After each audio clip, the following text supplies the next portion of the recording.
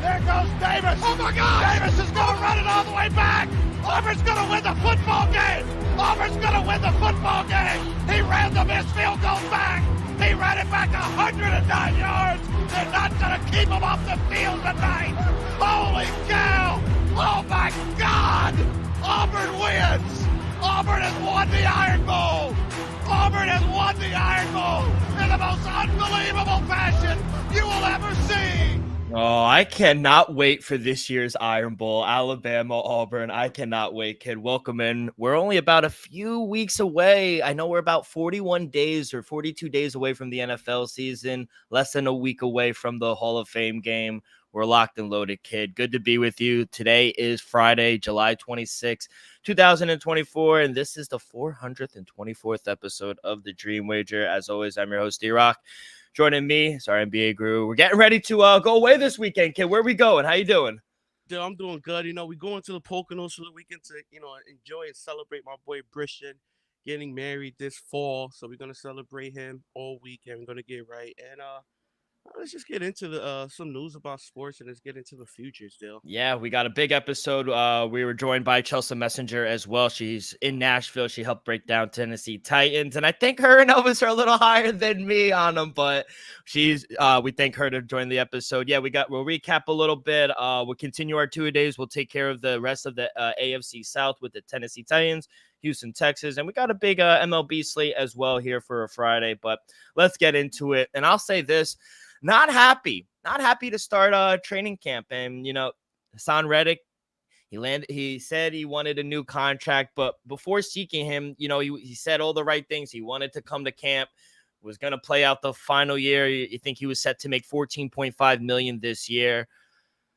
But then he kind of found out he had leverage, and the Jets kind of traded Franklin Myers away. They traded Brees Huff away to the Eagles. So we kind of had no leverage. I do think a deal will get done before camp, but he is holding out until camp, till he gets a new deal. He definitely deserves more than $14.5 million, but I see it from both sides. The Jets need him, and he kind of needs the new contract. Are you surprised, and two, do you think a deal will get done?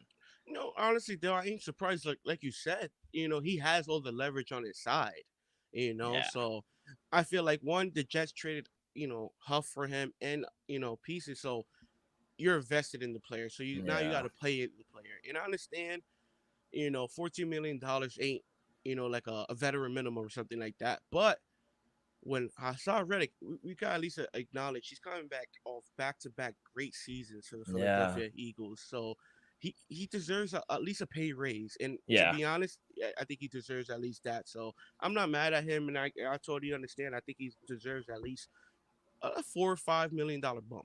100%. I think we're going to put a Band-Aid on it for this year, and then we're going to revisit a new contract, and maybe a 3 to 4 year contract at the end of the season. But he definitely deserves to be paid like $20 million a year. So $14 million is kind of cheap for, especially like you said, the last 2 years that he had. So I hope it gets figured out before week 1 and he gets in the rhythm of things. We have CD Lamb news as well.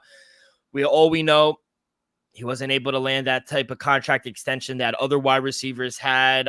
He isn't expected to report to camp with the rest of the team. They're only paying him $17.99 million a year, basically $18 million. And, obviously every player who holds out, they're subject to $40,000 fine each day they miss camp because he is still on his rookie contract. If they get a contract done, Dallas can opt to waive the incurred fines, but we've seen this already in Dallas. Zeke held out in 2019, and he won a contract that made him the highest paid running back. Zach Martin held out from camp last year, and he won, and he got paid one of the highest offensive guards in the league. So precedent is on CD's side. So I do think he lands a deal. We saw Justin Jefferson get paid nearly twice what CD Lamb is about to make.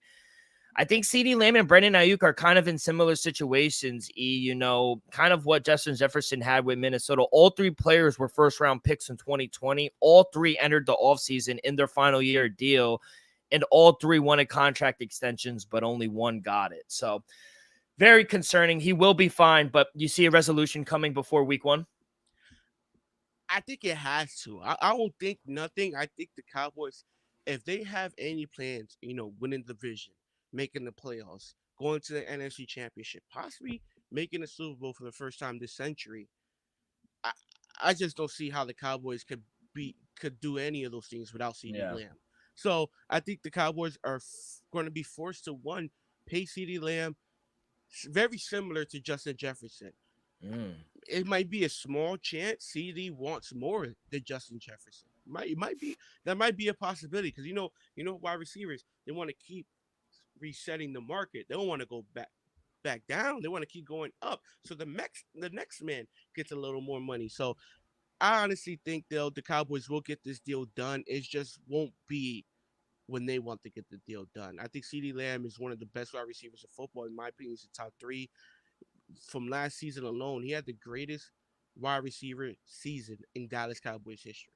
He did that. So I understand why he wants to get paid and why he's holding out. And to me, in my opinion, though, it's the right move. Just because, think about it. CD, like you said, CD's going into this season about to make $17 million at the end of his rookie year. It's ridiculous. He's being paid half of what he's worth, and he has no long-term security. So why would you go out there and play? Because no matter what, he could do a Le'Veon Bell. Somebody next year will give CD 5 years, 4 years, $1 something. Even though I do think he will play for the Cowboys this season, I think he has all the leverage. And to be honest, I'll wait. If I need to miss a game or two, hey, so be it. Yeah, no, I agree. I think all the leverage and everything is on CeeDee Lamb's side. They need him more than he needs them because, like you said, he could kind of be saying, you know what, fuck it, I don't need it. I'll wait a year. Someone is going to pay CeeDee Lamb. He's a top 5 receiver. Now, you say he might reset the market. I think he gets right underneath Justin Jefferson because I don't think he's better than Justin Jefferson. I think he gets right underneath it, but still, he deserves to be paid like a top 5 wide receiver. $17 million is disrespectful for what he's producing on the field. And like they said, Jerry Jones says all the time, excuse me, we're the team in Texas. We're number 1. I mean, we're going to talk about a team in a few minutes that's all in. They're the ones that's making all the moves, making the big splash. They're the team in Texas, not Dallas so far. So they want to continue to be the big brother and act like it. They better start putting their money where their mouth is. And CeeDee Lamb, hey, go get your money. I'm all for player development and for players to go get their money. So I think he does need it. Unfortunately, your boy Michael Gallup retired. He was a former Cowboy, former Raider as well. He said, like you said last episode, they got 1 week into camp and they were like, yeah, this ain't for me no more, kid. It happens. Michael Gallup before, the ACL injury, he was a pretty good. That was your boy in fantasy. Bro, he was solid. I think he won me a championship. He had a couple of huge games in the 2021 season. And to be honest, it sucks just because you saw a guy with so much talent never really able to recapture or go back to the player he once was since the injury. Yeah. So, we all saw it.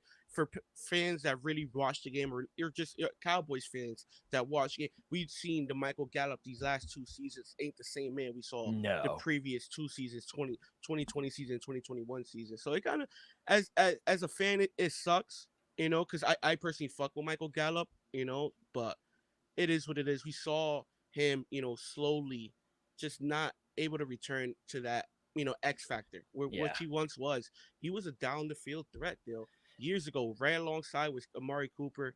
He's no longer that no more. And to be honest, at least he was able to retire on his terms. Not due to injury or something like that. So shout out to Michael Gallup. Michael Gallup, Brandon Cooks, and Amari Cooper. Remember that trio in Dallas? They weren't bad. I'm telling you, they weren't bad. And I agree. I think it's unfortunate because he did have a lot of talent, but he just never was the same player after that injury. So it's unfortunate. Some players are able to, be better or get back to that level, but it always seemed like he was a step behind. And nowadays the NFL is just getting better and better and younger. So it's unfortunate, but he did have a good career. Let's go to the NBA. 2 things real quick. One, the 76ers, they just keep getting these guards. I mean, they add another playoff tested veteran to the backcourt. They get Reggie Jackson. He agreed on a contract buyout with the Charlotte Hornets. He goes to the 76ers now. I'll say this, and I'll be objective as I can. What they've added this offseason, they might be the second best team on paper. Elvis's favorite words, on paper. We'll see when it comes down to playing, but on paper, I gotta give them the edge right now against my Knicks. Still, to be honest, I've been saying this for a while. On paper, the 76ers are officially the second best team in the Eastern Conference. Still. Let's just be honest. That depth in the bench right now is just getting better and better and better. Let's not forget, they also added Eric Gordon as well. You know, so they got key, trusted, been there and done that vets are who are all chasing one thing, though. Ring. A ring. Eric Gordon don't have a ring. Mm-mm. PG don't have a ring. Joel Embiid don't. He never been to the conference final. You know, so I just like the pieces they're putting around, saying, you know what, we could go young, but let's add pieces who's been there and done that, who's done it at the biggest stage in the biggest moments. Let's not forget, people. Reggie Jackson, I understand he might not have the best rep, you know, in the NBA, but when healthy, when he's getting time, bro, he's a bucket. Reggie Jackson can average easy if you give him the minutes, 15 plus points a game. I guarantee it. He's a bucket when needed. He could hit the three. He could drive. He could facilitate. So to me, this was a home run for this late of free agency to add a key vet like that who could honestly be a starter. But we know this late in his career now, he's a key role player coming off the bench. Playoff experience. You give Tyrese Maxey some rest. You put in a guy like Reggie Jackson who could give you 7 to 10 points. I agree. He can average 15, but he just doesn't get the burn anymore. But he's on the tail end of his career, and he's going to join a really good team. So I thought it was a great move for both sides. For Reggie Jackson, Real quick, though, let's just look at the point guards right now on roster. You got Tyrese Maxey, Kyle Lowry, and now Reggie Jackson. That's pretty damn good, Dill. I'm not saying there's a ton of firepower, but they drafted that kid, Jared McCann from Duke. Just off experience and IQ, that's pretty damn great. I'm not talking about firepower. I'm just talking about experience and the knowledge of the game basketball. That's pretty damn great, impressive. Yeah, you got obviously Tyrese Maxey is going to start. Kyle Lowry will probably be the 2. Not the 2 guard. I think Kyle Lowry's like 10th man, 9th man. Give you 8 to 15 minutes a night. Take a charge, you know. I do think Jared McCann, the kid out of Duke, I think he will play though. I think he'll. Oh yeah, absolutely, he will play, Dill. But how those minutes are going to turn out? Is he going to be first? You know, let's say, is he going to be the 7th man in rotation, 8th man? Who knows? Who knows? Yeah. Who knows? Yeah, we'll see. Also. We'll start on a good topic, and then we'll segue to kind of a disappointing one. So good news, Knicks, Tom Thibodeau, they agreed on a 3-year extension. You know, they're building that thing with the Villanova Knicks. They bring him through to 2028. 2-time coach of the year. He led the Knicks to consecutive conference semifinals, back-to-back years. And under Tom Thibodeau, Knicks were one of 4 teams to rank among the top 10 in both offense and defense efficiency last year, according to ESPN Stats and Information. Can you name the other 3 teams? I'm going to say the Timberwolves, OKC, Celtics, and I'm going to throw in, I know you say 3. I know those 3 can't be correct. I'll say this, 2 of the 3 were correct. Wow. So definitely the Celtics and Timberwolves. Celtics and OKC. Wow, Timberwolves now. Denver. Yep.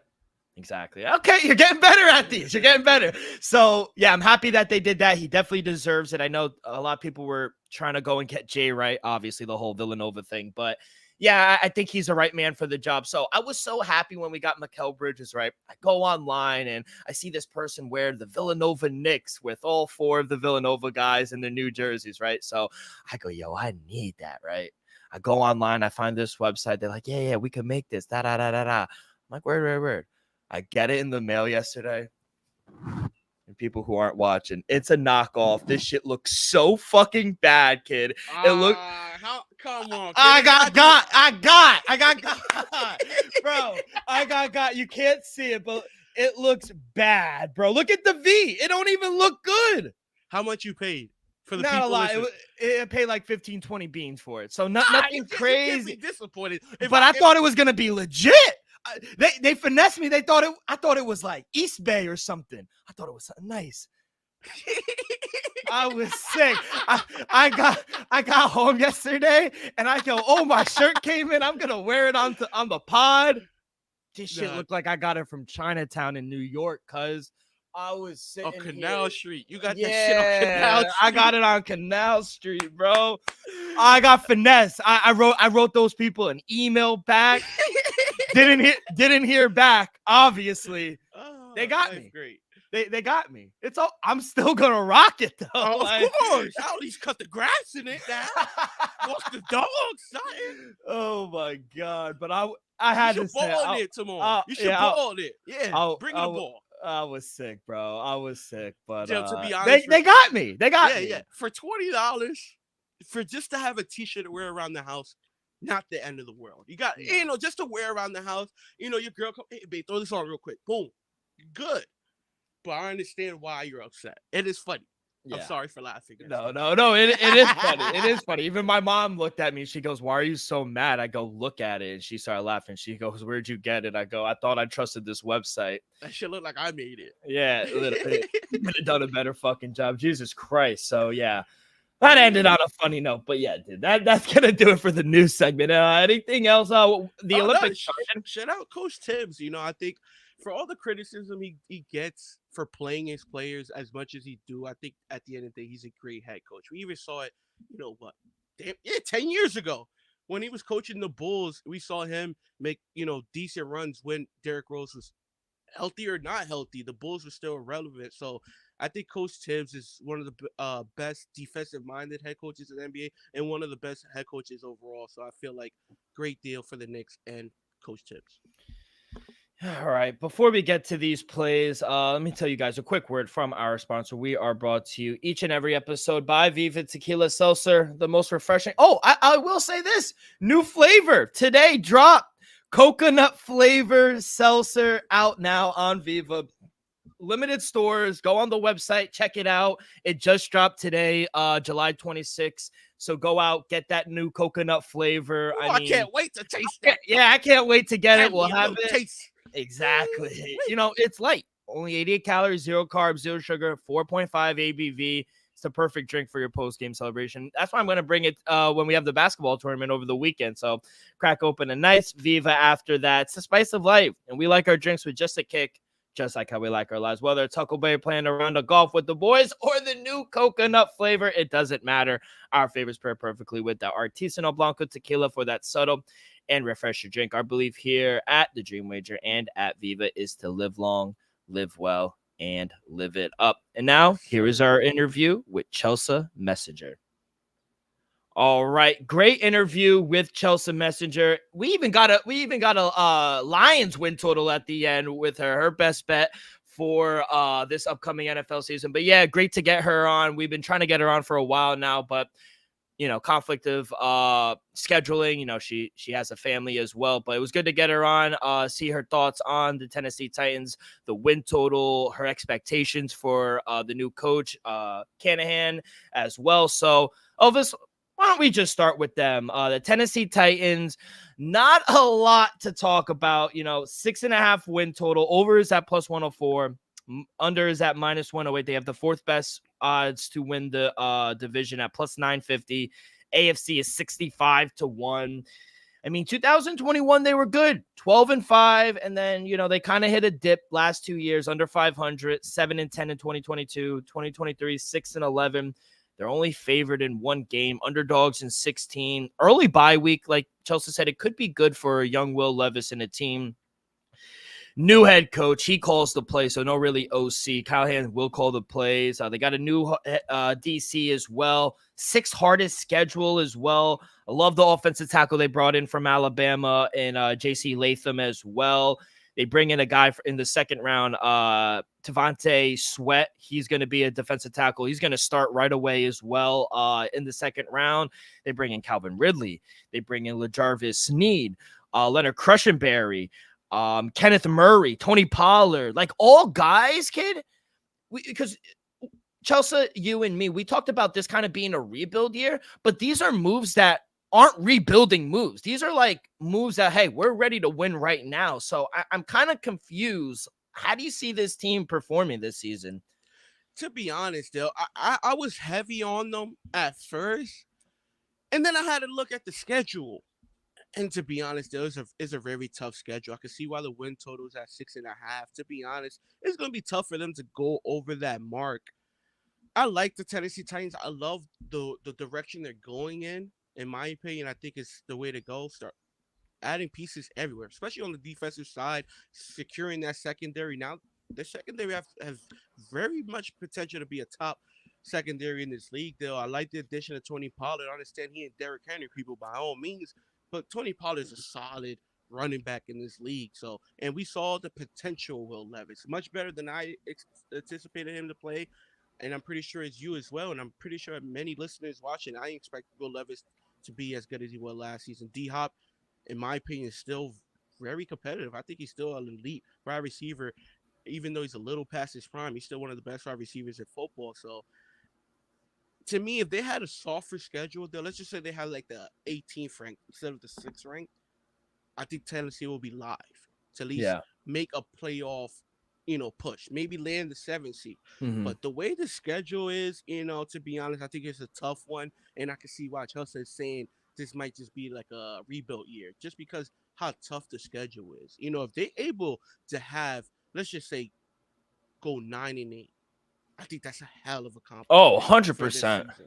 Yeah, if they can win 8 to 9 games or even get to that 7-win mark and get over this total, I think it's a successful season with all the new pieces, all the new head coaching, DC as well, moving into a new stadium. Not this year. It should be 2027, 2028. We were talking about that as well with her. But they didn't really lose a lot. Obviously, they lost Tannehill. They lost Derrick Henry to the Ravens. They lost good linebacker Al Shahid as well to the Texans, which we'll talk about in a second. But they bring in a lot of guys. They bring in a backup quarterback in Mason Rudolph, who's developed, who's won games as well. Tyler Boyd as well. Their wide receiving group and their secondary are their best positions. Right now, they're ranked 11th in the league in wide receiver core and 12th in the secondary. They could cover some guys. And let's not forget that front 7 could get after the quarterback now. I understand they're not household names, but that front 7 could get there. They could get home. I worry about Will Levis, and I worry about their offensive line. Will Levis is 31st ranked so far. Offensive line is ranked 27th. I worry about the offensive line. I know they drafted J.C. Latham, but he's a rookie. I gotta go under. I gotta go under this total. I know I talked to Chelsea about saying 4 wins. I even gave him a couple. I said, they'll play Texans hard. They'll play the Colts hard, which they always do. Maybe they'll win another 2 games, but I see 6 at the most. I mean, the O-line still concerns me, especially the right side. They made some additions in the draft. They got Christian Berry as well at the center position. He'll be good, but that right side really worries me. And how will this offense do without Derrick Henry? Chelsea, you and me, we all talked about, Derrick Henry being the system for the last 8 years. When he was in the game, we all knew they were running the ball. I mean, he was the system for 8 years. And if they pass more, can Will Levis keep this team competitive? He was ranked 21st last year out of 32 quarterbacks in off-target rates on throws beyond the line of scrimmage, and he ranked 23rd on throws of 10 yards or more. He got a lot of help. That's the rookie Russ still. Let's not he got help though. He got help. He got help. He got key players in addition. And let's not But will that be enough, E? That's my question. I don't know if it will be. I'm not saying it's going to be enough. All I'm saying is I expect him to play a little better than he did last season. And maybe that counts to a couple more wins. We'll see. I just feel like the schedule is tough. Like there's a few wins in there I could pencil in, possibly with my Patriots. Most likely the Vikings. That's the only game they're favored in is the Patriots. And no disrespect, but it's just like that's later in the season. Who's not to say Drake May might not ball out? I give him a shot against you know, the Vikings, I say one against the division, maybe not the Texans, but I give them a shot against home against the Jaguars, on the road against the Commanders. Let's see who's healthy down the road. But I just feel like with this tough schedule, it's gonna be hard for the Titans to overcome the 6.5 wins. It's just a brutal schedule. Yeah. But depending on injuries, to see how if Will Levis takes that next step, if he takes that that leap, hey, anything is possible though. Yeah, that's the biggest thing for me. Yeah, the offensive line and Will Levis concern me, but it's the strength of schedule. That's the hardest. It's the sixth hardest. I even give him a shot week 1. Like don't get me Against wrong. the Bears, yeah. Yeah, like the winner, the Bears' potential right now is through the roof. But Yeah. could we expect Caleb Williams to look like a pro in his first career start? I don't know about that. And you mentioned it. This division is a very upcoming young quarterback driven division. And the Titans are arguably and objectively the worst team in the division. We could say that, right? The Titans, yes. So that they're going to be some growing pains. Will they win a game here and there? Yes. Will they get 7? I can't make that play. So I'm going to take the under. Looks like you're on the over. You're going to take a chance with them. No, I ended up just staying away. Okay. I put it like this. I want to take a flyer at plus 104 at the 7 win mark over 6.5, but you need better odds than 104 too. No, not even that. It's just the schedule, Dill. It's just the schedule's too tough. Yeah, no, I agree. And I think that was basically, we were talking with Chelsea as well. We're not going to touch the division, the conference, the Super Bowl to make the playoffs. They're just not there yet. So I guess the win total was one that we could touch on. Now, they have a lot of players. Like I said, they brought in Calvin Ridley. They brought in Tony Pollard as well. They have a guy in D-Hop that has some chemistry that he built last year with Will Levis. There's a lot of players that we like. Let's go to Calvin Ridley. 825.5 receiving yards, minus 112 over, 4.5 touchdowns as well for Calvin Ridley. And he had a down year, we could say, and he still had 1,000 yards, had 8 touchdowns. I was top 10 in the league as well. I love the over here to get 825 yards. I think that is kind of disrespectful as well. Obviously, he was suspended in 2022, but 2021, he didn't have the best year. He only played a few games as well, so he was kind of hurt. But let's go to 2020, where he actually played. That was his best season in Atlanta, 1,300. He had 9 touchdowns as well. Went over this number. Even in 2019, 866 yards, 7 touchdowns, still went over both of them. And in his rookie year in 2018, 821 yards, just under it by 5 yards, and he still had 10 touchdowns. That's probably the highest he's ever had. I got to go over. If he doesn't get hurt or miss time, he's going to get 850 plus yards, and he's going to get over 4.5 touchdowns. I know there's more mouths to feed on this offense, but I think there's a big year coming for Calvin Ridley. I agree, Dale. I think Calvin Ridley, just to go over 825 is very gettable. And let's not forget, people, 17 games in a season. I think Calvin Ridley, at times, is a stud. At times, he's one of the best wide receivers in football. He's just not consistently the best wide receiver in football. And I don't know why it comes to that. We saw him, alongside with Julio Jones and Matt Ryan. He was flat out special last season.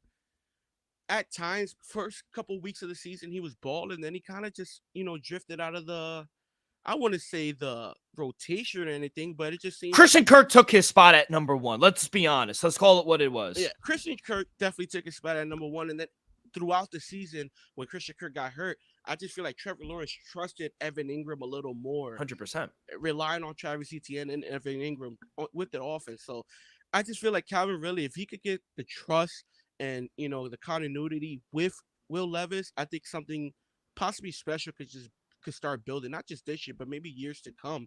So I'm going to take Ridley as well, over 825.5 receiving yards. I think that number is too low. We said that this dude had a down/bad season, and he still went over 1,000 yards. Yeah. Love the word continuity. Let's fucking go. Big word here on a Friday. Yeah, love that. I love the over. Are you worried playing him in fantasy? Because there's a lot of mouths to feed. And playing against him or drafting a guy like Calvin Ridley, because I think he was kind of a disappointment in terms of fantasy wise last season. In my opinion, you can't really go by last season because he's going into a new offense. He's going into a new play calling, who we all could agree is going to be more of a pass first offense. We saw Brian Callahan do what he did with Joe Burrow. Look at how Jake Browning played last season for about 5-6 weeks. He was averaging over 300 yards a game. Yeah. So I feel like we're gonna see a more passive Titans team that we saw in these last 3-4 years, where Derrick Henry run dominance offense, and I think we're gonna see the playbook open a little more, and we're gonna see Will Levis open. Oh, they're throwing more. Yeah. So if he's healthy, which I expect him to be, I think Calvin really goes well over this mark. And we'll go right into the next guy, which I do think another guy that's kind of disrespected in the odds market is DeAndre Hopkins. I think he is the clear number one option on this team. I think he is a little better than Calvin Ridley, even though he's a little past his prime. But 875.5 is just another line that I think is disrespectful for a guy that consistently gets over 1,000 yards. His touchdown is at 4.5 touchdowns as well. DeAndre Hopkins, I mean, 1,057 yards. He had 7 touchdowns as well. 2022, 717, but he was trying to get out of there that year. But 2021, 500, he was hurt, 500 yards. Let's go to a year that he wasn't hurt. 2020, 1,400, and he had 6 touchdowns as well. 2019, 1,100. He had 7 touchdowns. So if he's not hurt and missing time, he's another guy that's going to automatically get 1,000 yards. I think this team, with the new offensive mind in Callahan, I think they're no doubt going to have 2 receivers that get over 1,000 yards in Calvin Ridley and DeAndre Hopkins. That's why this wide receiver core is ranked 11th without even stepping on the field first. So I love the over 875.5. It's at -112, and I love over 4.5 touchdowns. It's a little chalky, -124, but I like that over as well, kid. Yeah, I like his over receiving total, but I personally love the over 4.5 touchdowns deal. That's my official play. Give me the 4.5 touchdowns, people. Let's not go by the first few weeks of the season when he had Ryan Tannehill. Let's look by when Will Levis stepped on the field and was the starting quarterback there. Most of those touchdowns came with Will Levis as the quarterback. Let's not forget, he had 3 touchdowns, 150 yards in one game. Yeah, he was bugging.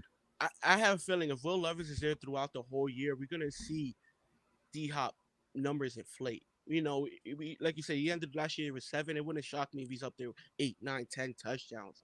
Just because Will Levis in this, the new head coach, it's going to be more of a passive offense. And they're going to gun it, Dale. And let's not forget, you said it, they're only favored in one game. So they're going to have to throw the ball to win these games. So I'm excited to see it. And there's going to be a lot of garbage time when they're down in game, because let's be objective. They're going to be down in most of these games, and there's going to be garbage time. Will Levis is just out there chucking the ball. So we got Big Kevin in the chat talking about Calvin dropping 40 points week 1 in fantasy. Book it. I don't know about 40. 40 is a big number, but hopefully he can drop at least 20. As long as he gives me 20 to 25, I think Calvin really is a fantasy guy. This is what I say. For your number one wide receiver, you want at least 18 to 20 points. But overall, from any of your wide receivers, not number one, 12 to 16, 18 points is more than enough.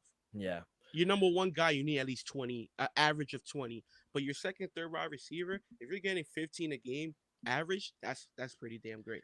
Let's go to Tony Pollard, another guy that's very interesting because we've talked about, for now, I think at least 20 minutes about how this team is going to be more pass-driven. With Callahan, he's a pass-heavy guy. They bring in Calvin Ridley. They also bring in a guy like Tony Pollard who can catch the ball out of the backfield. He had 371 receiving yards last year, but his rushing prop is at 725.5. Now, off the bat, immediately that sounds low, and rightfully so. I mean, last year, he rushed for 1,000 yards. 2022, he rushed for 1,000 yards as well. 2021, he rushed for 720 yards, just 5 yards under the number in 2021. And at this time, he's splitting carries. Talk to him. He's not even the number one guy. So it's a stay away from me. I mean, I want nothing to do with it because of how bad this offensive line is. The right side of the line really concerns me. Now, I like Crushenberry at the center position. I like J.C. Latham. He's going to be their left tackle. The right side worries me, kid. I've seen it, even though Breece Hall is an anomaly and he was able to get 1,000 yards on a really bad offensive line. I don't know if Tony Pollard is that guy. So I'm going to stay away from everything Tony Pollard. Joe, I understand why you feel that way, but that's why you could run to the left side and the center. Give me the over 725 and a half. This number is too disrespectful, people. Tony Pollard's coming back-to-back 1,000-yard seasons in a pass-first offense with Dak Prescott at the hell and CeeDee Lamb. Let's go, people. Like you said, in 2021, this man had 719 rushing yards, just 6 under his total for this upcoming season, and he was the backup.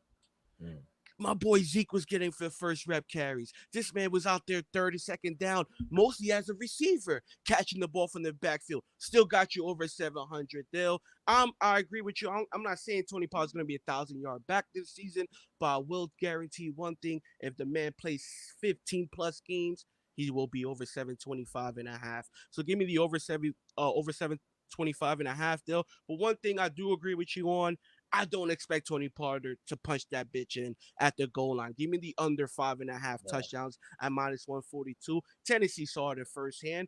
For the people that really be watching, when Dallas Cowboys played the Tennessee Titans last year, how many times we saw Tony Pollard try to punch it in? Even in 4th and goal, they got stuffed at the 1-yard line, Dale. He can't do it. We know he can't do it. He couldn't do it behind one of the best offensive lines in football from the Dallas Cowboys. So I expect him to go over his rushing yards, but I don't expect him to exceed over 5.5 touchdowns. No, that makes sense. Yeah, and it's a reason it's at plus money. It's a little chalky to at -142, though. -142 on the under 5.5 touchdowns, people. I'm not saying, but I like it. And the last guy, Will Levis. Now, it's a big jump. I will say for Will Levis, he threw for 1,808 yards, 8 touchdowns, 4 interceptions. He came in, week 7? Week 7, week 8, kind of like the I don't want to say midway, but like a quarter of the season in. Yes, he didn't start. But now this is a big jump. Even if he started all of them, do you still think he would throw for 3? His number is at 3,375 and a half, -112 both ways. His over-under is a big jump, 18 and a half touchdowns. The touchdowns is clear, stay away.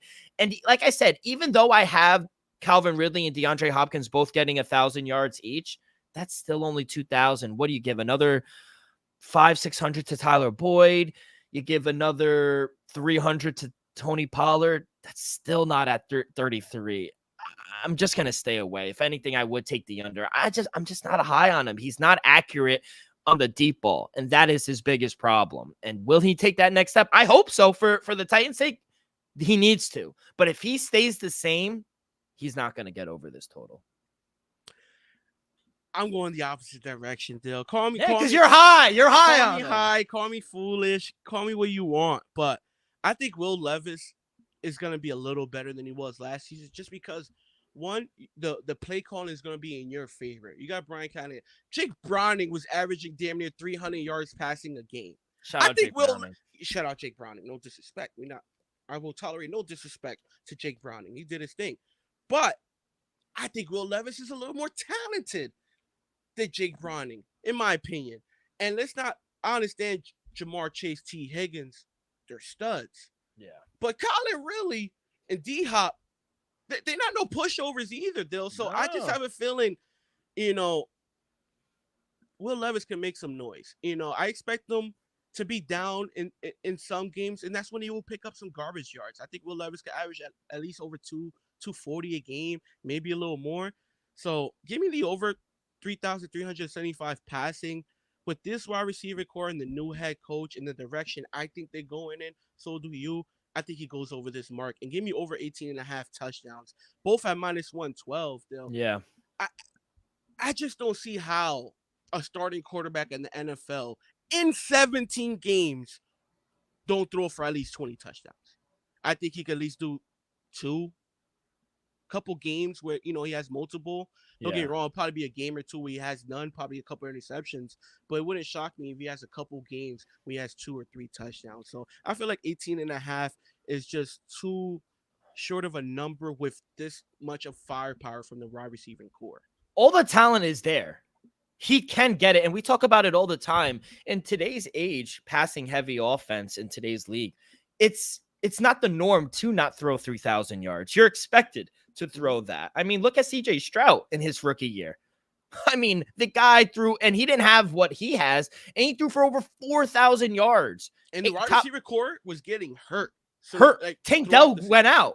Mm-hmm. So, I mean, I don't know. You're higher than I think most people. Even Chelsea, a local Tennessee resident, you're higher than. I don't. What do you see? No, I see that. But what do you see in Will Levis that you think he could take his next step? Or do you think it's just how he carries himself? Because he is an alpha, I think, in the locker room. I don't think it's Will Levis, though. I just feel like you have a defensive run-first head coach in Mike Vrabel. We already know he's going to run the ball and rely on his defense. That's how he rolls. He's not anymore. Chip off the old block from Bill Belichick. Rely on the defense. We're going to run the ball. Yeah. Now you're flipping that whole switch still. You're going to be a pass-first offense. If Jake Browning was able to put up the numbers he was able to as a backup last season, it'll be, in my opinion, it'll just be hard to not believe that Will Levis, with the same offensive coordinator, could at least put up similar numbers still. That's just my thing. With a pretty similar wide receiving core. I understand that ain't Jamar Chase out there, but Calvin Ridley and D-Hop are studs. 100%. And maybe this is the change he needed. He needed a pass-heavy kind of guy, not a run-first type of head coach. And what we kept hearing before the draft, he might have the best arm in the draft, this and that. I understand he dropped. It could be a little inaccurate. I understand that, people, but if you get the confidence and you get your head coach believing in you, still something special could brew. And I just think something could possibly happen. I'm not saying he's going to win the MVP. I'm not saying they're going to win the division. They're going to win 10-plus games. All I'm saying is to go over 18.5 touchdowns and only 3,375 passing yards is very gettable. Oh, 100%. Let's go to the next team where we can actually talk about. Real quick. Yeah, One last play else? for the Titans. Yeah. Week 1. Give me the plus 4.5 at minus 115. How the hell is the Chicago Bears a 4.5-point favorite without a single snap being played yet? How does that make sense? I understand there's a lot of hype. Taylor Williams could be special. Uzi, the wide receiver from Washington, are special. But let's not forget, people, it's still the Bears. It's still the Chicago Bears, and we're giving him a 4.5-point favorite in week 1? Where we still haven't seen them on the field. Are we smoking something, people? Give me the Titans plus 4.5 week 1. Yeah, I would lay it with the Bears just because I believe, just like how you believe in the Titans, I believe in what they're doing in Chicago. And we'll talk about them. You can believe in Chicago, but for them to come out to win the game by 5 points week 1? Yeah, they're going to dog them. That's gonna be my lock of the week for week 1. Bears laying the points. Already won it 0-1. I had the worst take last season. I took the Bears to make the playoffs. I try to tell you. At the end of the day, it's still the Bears. I need to get proven wrong. Jay Cutler's not coming out of nowhere. Shout out Jay Cutler. Rex Grossman ain't coming out of nowhere. Shout out Rex Grossman. Shout out Rex Grossman, too. I love Jay Cutler because at the end of his last game ever, the reporters were like, it's the last game of the season. How do you see yourself coming back after, a tough year? He goes, hold those questions. I got to go out to my car and get something. And never came back. What a G. That's how I want to leave. Just never never answer a question like that again and just, go out on your own terms. Let's go to the Texans, though, kid. Best team in the division by far. They won the division last year. Huge upgrade from 2021 and 2022. 2021, 4-13. We have Moonoff on for the next year. We're like, hey, we see an upgrade with CJ Stroud, with Pierce as well. But, we didn't see 10-7 winning a playoff game. CJ Stroud developing himself into a top 10 quarterback. D'Amico Ryans, he's the real deal, building that culture over there. They got Bobby Swolick as their offensive coordinator, Matt Burke as well as DC. I love what they're doing. 9.5 is their win total. They are favored to win the division. They're favored in 11 games this season, only underdogs in 6 games. Later in the year, they have the bye, week 14 bye. They wind up losing a couple guys as well.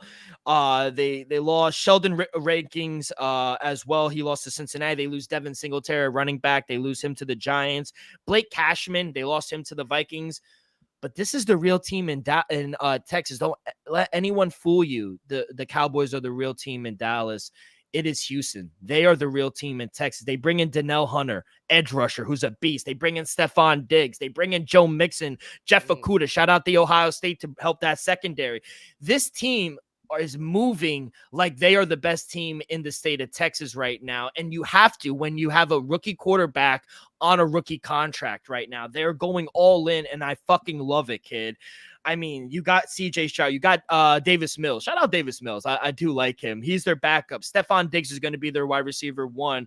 They bring in Tank Dell's coming back. Nico Collins, he's a beast. Noah Brown, he's good. They got my boy John Mechie III. And your boy, of course, at the tight end, Dalton Schultz. And you bring in a guy like Joe Mixon, who's kind of seen his kind of career have a little resurgence in Cincinnati as well. You have a backup in Damian Priest as well. Quarterback, they're ranked 5th in the league. Offensive line, they have 14th. Some middle of the pack offensive line. Running back room, ranked 20th in the room. Wide receiver, ranked 5th in the league. Front 7, 16th in the league. Middle of the pack, secondary, 14th. And they have a head coach who's ranked 14th in the league. This team is ready to win it now, kid. I'm going to take the over win total. They improved their offensive line. They were riddled with injuries last season. We talked about it in the beginning. Wide receiver, offensive line. They have a healthy offensive line that helps the run game right now.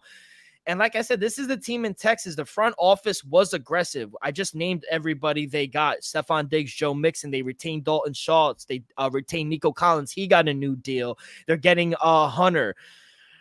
They're all in. They're all in, and I love it, on a rookie deal. And you got to expect, we talk about Will Levis bringing that next step. What about CJ Stroud? If he's just scratching the surface of what he can be, oh my God, can we put away the Ohio State quarterback controversy? Because he's setting all that shit to sleep. So I love it. They don't have the toughest schedule. It's kind of middle of the pack right now. Let me get the official what their ranked schedule rise. So they have the 8th hardest schedule, but there's still some winnable games. I think it gets harder in the middle of the season when they start going on the road, but at home, there's some very winnable games. They start on the road, like we just mentioned, against the Colts. Then they play the Bears at home, Minnesota Vikings on the road, at home against Jacksonville. There's some winnable games. They play you guys. They play Tennessee twice. They play the Cowboys. I think they'll beat the Cowboys on Monday Night Football. I like this team, kid. I think they could win 10, 11 games like they did last season and get into the playoffs. So I'm taking them to get into the playoffs. I'm taking their win total. I'm taking them to win the division. Not going to take them to win the whole AFC, but I am very high on the Texans this year. Still, I'm also high on the Texans. I can't lie. What CJ Stroud was able to do last season, exceeding all expectations. To me, he's a top 10 quarterback already. In just coming into the second year, all the off-season additions, you just named all of them, so I'm not gonna go through them. It shows me that the Texans are in a win now situation, and what we saw from recent chance, you got to go all in when the quarterback is on a rookie deal. We saw the Eagles when Jalen Hurts is on a rookie deal, all in. Even back in the day when Seattle and Russ was on the rookie deal, they were all in. So I like the fact that the Texans are in a win now situation. They're very capable of doing it. Even though the AFC is loaded, you can't deny the firepower that the Texans have right now. And I think they're live still. So give me the Texans over 9.5 wins. Give me the Texans to win the conference at plus 850. Wow. I think the Texans they're winning. They're going to represent the AFC this season. I give them a shot to represent the AFC in the Super Bowl this season. Yes. Give me CJ Stroud. Sprinkle plus 1,000 on the MVP deal. I think CJ Stroud, he could have a better season than he did last season. What about Tua? Kid, we were part of Tuanon. We called him King Tua. And I'll say this, sorry to cut you off. We talked about Jordan Love last episode at the end. If Jordan Love is making 250, who was drafted in the first round before him? Tua. Tua deserves to get paid $250+ million a year. I think we should start that. We have to go out there and be on and start defending Tua, because if Jordan Love is getting paid $250 for half of a season or for one good season, why can't Tua? I don't know, Dill. I'm going to be defending Tua all season. I might get a jersey. I hope you do. King Tua. Tua's nice. Jordan Love, to me, you already know he's not better. He's up there. But he ain't better than Tua. I think Jordan Love is a top 10 quarterback. You're not. You're like a politician. You ain't answering the question. Is he better than Tua? Yes. Wow. Yeah. Give Jordan Love Tyreek Hill. See what happens. Okay. Like I said, give me C.J. Stroud. Sprinkle on 1,000 plus 1,000 to win the MVP. Give me him over. Oh no, I'm sorry. Before we get ahead of Predator Popski, like I said, give me Texans to win the conference plus 850. I think they have a very good chance to represent the AFC. C.J. Stroud plus 1,000 on the MVP. Like I said, I think he'll have a better season than he did last season, just because he can rely a little bit more on the running game, trustworthy, and Joe Mixon. And look at the wide receiving core. Let's start at Dalton Schultz, who's a stud. You got Stephon Diggs. You got Nico Collins. You got Tank Dell coming off a gunshot. I think he'll be coming hard this season, ready to ball. And then you got Brown, you got Minshew the third, who don't get any burn for some reason. I think Minshew the third could be a solid piece somewhere else. I don't see why you don't get the time in Houston, but they're just so deep at the wide receiver position. I think CJ Stroud could honestly have a better season than he did in his rookie season, and that's scary to say. Yeah, and let's talk about player props, because that's all I had as well. I am high on them, just not yet. I do think maybe next year they could get over that hump. Maybe they make the AFC conference or AFC championship, but maybe not win it. But they are right there. I agree. They gotta stay healthy as well. And they drafted CJ's boy, Cade Stover, the Ohio State tight end as well. So he's going to be backing up Dalton Schultz as well. Let's go to CJ Stroud, though. To lead the league, he has the second best odds to lead the league in passing yards at plus 700. His passing yard prop is at, I just had it, 4,175.5. And that's only 100 more than he had last season, or not even. He had 4,108 last season with 23 touchdowns. I mean, you have to hit the over on that. And his touchdown is sitting at 26.5. You got to go over that as well. Yeah, Dale, with the additions, you got to simply go over, just because, like I said, he could honestly be better than he was last season. That's hard to come by. Let's not forget, the first few weeks of the season, people, is not the same CJ Stroud we saw the last 5 weeks in the against the playoff game against the Browns. He I'm not saying he struggled, but, he eased into it, and then he started lighting it up. So I feel like he could honestly come off the gate firing Dylan. If he comes off to a hot start, let's just say, CJ Stroud starts the season, first couple games, 300 yards, couple touchdowns. Still, he could easily go over 26.5.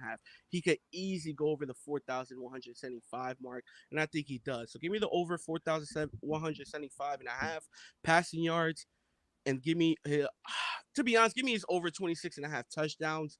I'm not as confident in that as I am on the yards, just because you do have Joe Mixon there. You also got Damian Pierce, who also is a bull. He's going to be the third down back who's going to get those tough yards and goal line action. So I think at the goal line, I think Joe Mixon and Pierce will handle most of the touchdowns there. But CJ with that deep ball deal, anything's possible. Anything's possible. And he was spectacular last season, especially when he was kept clean. He was great, Bill. He threw for 20 touchdowns. He completed 69% of his passes, and he averaged 9.2 yards per attempt when under pressured last season. As a rookie, and that's hard.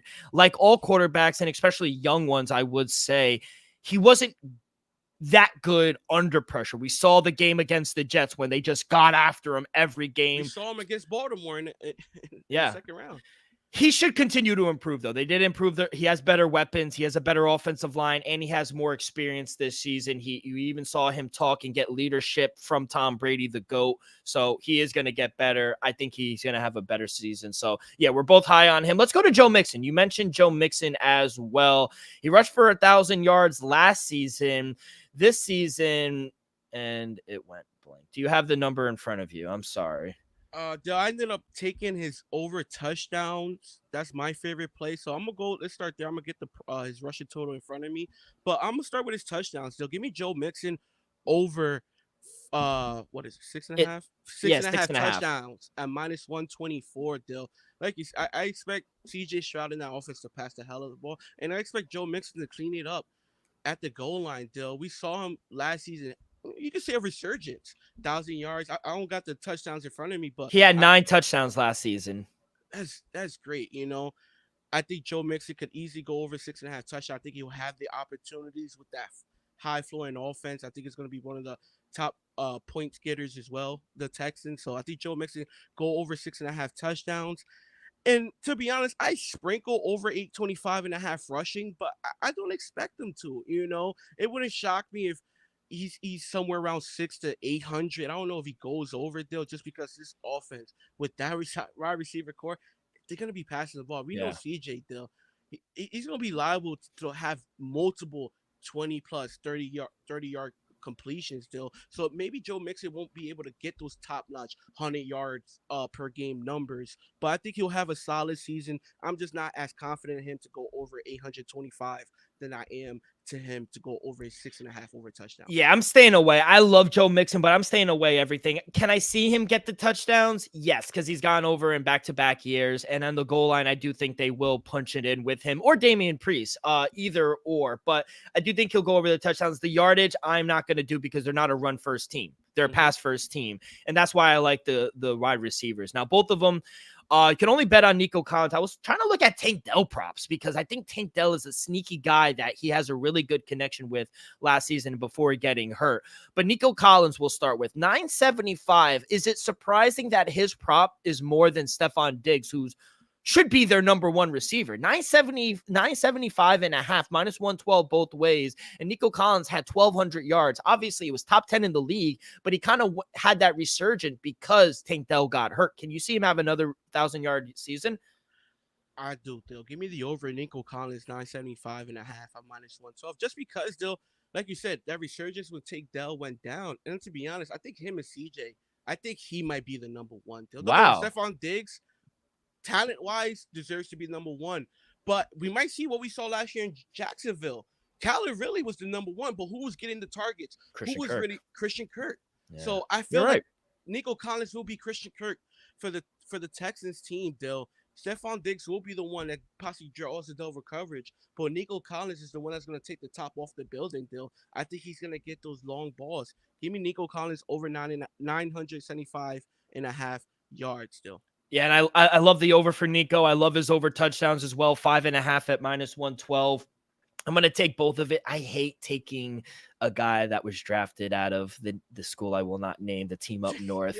But outside of that, I do really like Nico Collins. I think he is really good, and I agree. I think he can develop into that number one receiver. And also Tank Dell. Let's not forget Tank Dell. And it was that connection that was really like, oh, CJ Stroud and Tank Dell, like this is a great duo. And then he gets hurt. And then there goes, oh, look at Nico Collins. He was just sitting there and look how good he is. So I agree. I think he can develop into a really good and their number one receiver. Let's go to Stephon Diggs, who I thought should be their number one receiver. He's sitting at 900 yards or 900 and a half. In a bad year, I mean, we say bad year, but he still had 1,100 receiving yards. Granted, he had Josh Allen, a top 5 quarterback in the league, caught 107 balls as well. And there were weeks that went by where he was very mad that he didn't even get targeted or enough balls. So 107 catches last season. That ranked at 7th overall in the league.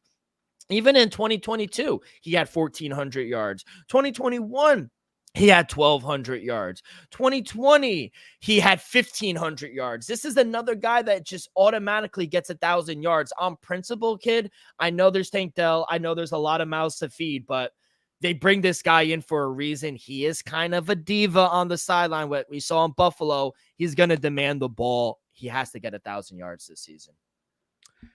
I'm going to go the opposite way, Dill. Wow. Under 900 and a half receiving yards at -112, Dill. Wow. But give me the over 5.5 touchdowns at -118, Dill. This is my theory. I'm not saying I'm right, people. This is what I believe and what I think. I think Nico Collins and Tank Dell is gonna be 1A, 2B or something like that. And I think Stephon Diggs is gonna be the red zone target. I think he's going to be the one who you rely on to get you the key first down when you need it down the stretch. I think Stephon Diggs is going to be the guy you target in the red zone. Nico Collins, Tank Dell is going to be the down the field stretch, those big plays. Stephon Diggs is the guy you're going to rely on to get you the first down, to get you the 12-yard catch, 8-yard catch. So I think Stephon Diggs now is going to go into more of that role. He still could be the number one deal. I wouldn't doubt if he is. I wouldn't be shocked he goes over 1,000. I just don't expect them to right now. You got Nico Collins, you got Tank Dell, you got look at the bench. You got Brown, you got Michi the third. Why would you want Stephon Diggs to get 100+ receptions, go over 1,000 yards? If he demands it, that's the right. I understand that he demands that, but let's look at the bigger picture. You can honestly sit down Diggs and be like, yo, this might be the not the best chance you ever had to win the Super Bowl, but you have a chance to win the Super Bowl this year. Yeah. I feel like you take a step back, ease down on the targets, ease down on all the yards, and just manage to play come playoff time and then take it over, though. I think we're going to see that. He's going to be more of a red zone target and just more of a key third down X factor to get you the needed first downs. So you like the touchdown those, right? Over 5.5. I think 5.5 is a little disrespectful. Yeah. He's gotten over this since 2017. He's gone over 5.5. Okay, so 2016 was the first year, and he got drafted in 2015. 2016, he had only 3 touchdowns, and he still went over 900 yards. But since 2017, he's gone over his receiving yards and his touchdown props. It's just hard to imagine a guy with that much talent not get 1,000 yards. Now, I see your argument. I see there's a lot, and why do it? You look for the bigger picture. Wrong. Yeah. I could be wrong. I'm just saying that's what I feel. Yeah. Because you have young bull, Tank Dell. You got a young bull, Nico Collins, who you just gave a big contract to. You got Noah Brown. You got Dalton Schultz, who you just gave a contract to. You got Michi the third on a rookie deal who barely gets any burn. Why force feed Stephon Diggs? Why not save him? Yeah. For when you need them the most. No, that makes sense. And I think these are all, like, everyone you mentioned, maybe besides John Michi and Noah Brown, they're all viable options for fantasy. Obviously, CJ Stroud. Joe Mixon, is he the best value at running back? I don't know, just because I don't think they're going to run the ball all that much. That'd be a great backup. Oh, yeah, great backup. Because I do think he'll get the touchdowns in the red zone. But you got Stephon Diggs, you got Nico Collins, Tank Dell, Dalton Schultz. Those are all key guys that I think are valuable in fantasy. So I love them. Anything else here for the Texans, kid? I think we're pretty high on them this season. Yeah, that's about it. I also got CJ Stroud to lead the league in passing. I think it's worth a sprinkle on that at 750 just because look at the wide receiver core. Don't get me wrong. Yeah. Tua with Tyreek, Jalen Waddle is live. But we can't deny CJ Stroud how good he looked last season. And now he got more firepower around him. It wouldn't shock me if he puts up some numbers, though. No, it wouldn't surprise me. But I am full on Tua. Tua needs to get paid, and I'm going to be supporting Tua. Needs to get paid. I'm disagreeing on that. I'm going to be defending Tua all season because everyone wants to talk about Jordan Love this, Jordan Love that. Is this the first time we've had a conversation about a player holding out on a contract? Is this like breaking news? This happens every fucking year. Why are we surprised that he's holding out? It's not. It's we like shouldn't not. Be. He shouldn't be. Yes, but Tua needs to get paid now. No, Tua deserves to get paid. I'm not more. I don't know if he's gonna get more. That's not up to me. All I'm saying is the going rate for a starting quarterback. If you think he's good, 250. It's 250, 260. Right where Lamar got around $50 million a year or plus. Look at Dak. Well, not Dak. Well, Dak deserves to get paid too, and he deserves to get paid more. All I'm saying is Jordan Love and Tua should get more than what Trevor Lawrence got because they both have done more. 100%. And it's crazy. He took less. He said he had more on the table, but he took less, which I don't know if it's the truth. As he should. He blew a 27-point lead. Jordan Love will get paid more than Trevor Lawrence. Yeah, Jordan Love won a playoff game. That is fair. These are all fair arguments. Kid, we're going to take real quick. Yeah. You know who never won a playoff game, Dale? Tua.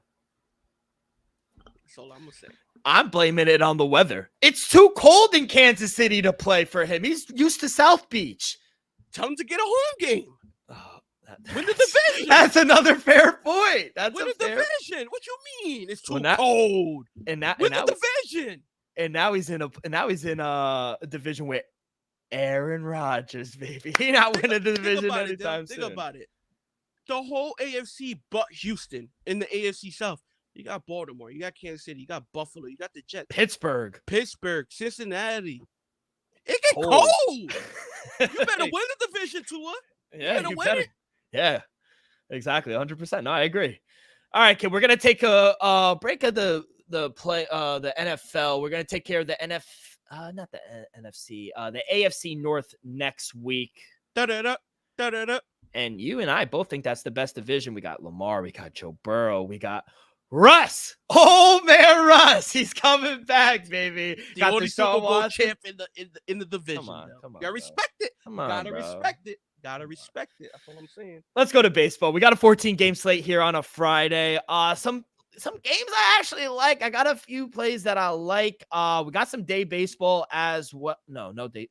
I don't know why my computer is still on mountain fucking time.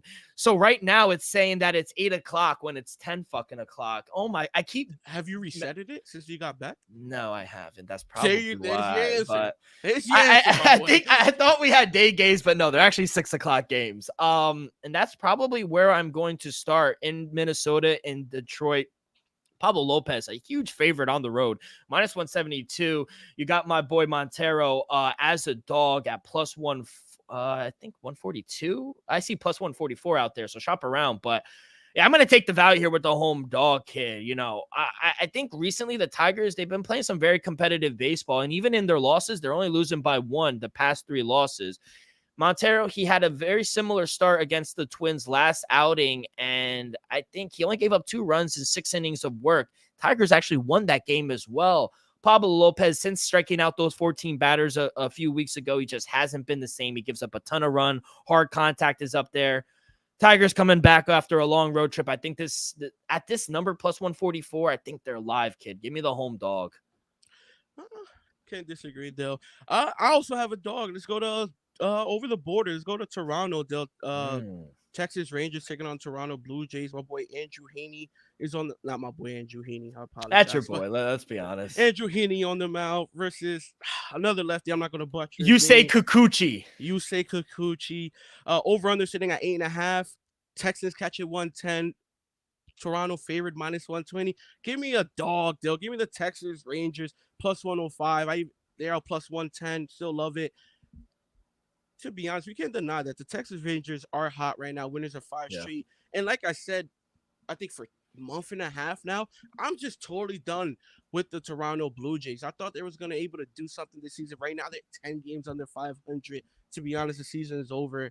Another failed season for Toronto Blue Jays. I was a little high on them come preseason, but I'm totally off them now. Give me the red hot Rangers at plus 105 on the money line. Yeah, same game. I'm going to take a weird ankle, but I'm going to take the Rangers first 5 plus at half. Andrew Heaney's looked solid his last 5 starts. His record's 4-10, but they can't get him any run support. But his ERA is good. His whip is good. He's much better than Kikuchi, who he gives up the long ball a lot. He walks batter. I just don't feel comfortable backing him at this favored price. Rangers, they're playing much better.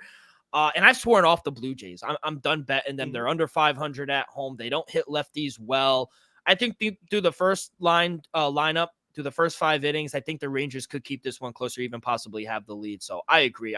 That's my next play as well. I'm going to take the Rangers first 5 plus a half. Next game, I am going to go to Fenway, your park. Brian Bello taking on ugly Nestor Cortez.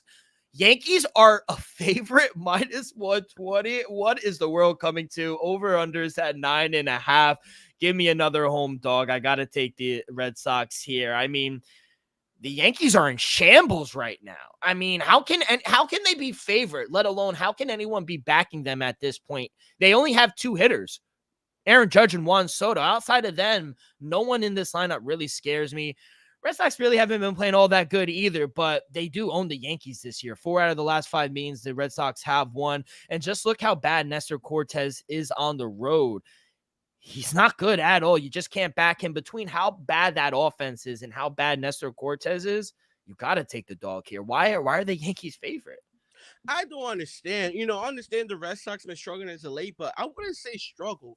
We lost two out of 3 close games to the Dodgers. Then the Rockies scored 20. Like, we're not going to score 21. So the Rockies, they bats handle business. So our 4 out of our last 5 losses, I'm not going to blame on the team just because after the All-Star break, we went to LA. Not an easy place to play on. Tough. And then the Rockies, to be honest, we didn't look that good, and they also scored fucking 20 runs. Elevation. Let's just. But for the Yankees to be favorite at Fenway, to me, that makes no sense. Give me the Red Sox plus 105 minus 105 on the money line. Shop around because I'm seeing plus 100, minus 101. To me, it makes no sense why we're the underdogs. Like I said, I understand why, but at the end of this, we coming off an All-Star game and a West Coast trip. We was on a different time zone, people. Now we getting back home, eating good, sleeping good, and we got the Yankees coming into town, who honestly might be the top 3, top 5 worst teams since the start of summer.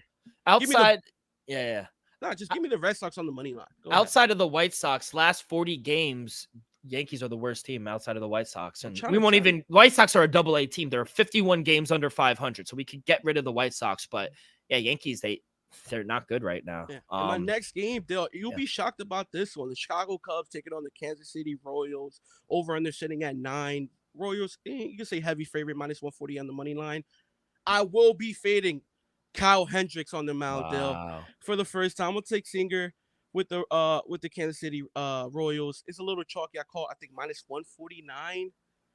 Shop around, people. To be honest, I've been feeding Hendricks. I think I'm at the point where I got to start feeding Kyle Hendricks. He's just not the same. He ain't the boy we were supporting in 2022 or in 2023. Yeah. So give me Kansas City Royals minus 149. Little chalky, people, by all means. But give me the Kansas City Royals on the money line. Yeah, that was my last play as well. I got him a little earlier in the day. I got him at minus 135. I still think it's worth a shot at minus 145, minus 150. It's getting up there. Maybe put him in a parlay. But like you said, Kyle Hendricks, he's in the tail end of his career. And usually when we do like to back him, it's at home at Wrigley Field, not on the road against a good Royal team who's just been balling recently. Cubs, their offense is just terrible. They've only scored 7 runs the past week. Meanwhile, the Royals have a top 10 lineup, a borderline top 10 lineup. So I think they're going to tee off of Hendricks. I don't like this spot for him at all. So, I'm going to take the Royals here as my last play as well. That's all I got here for baseball. How about you, kid? Yeah, I ended up taking Seattle, but it's a little rich, so I'm not really going to say that. It's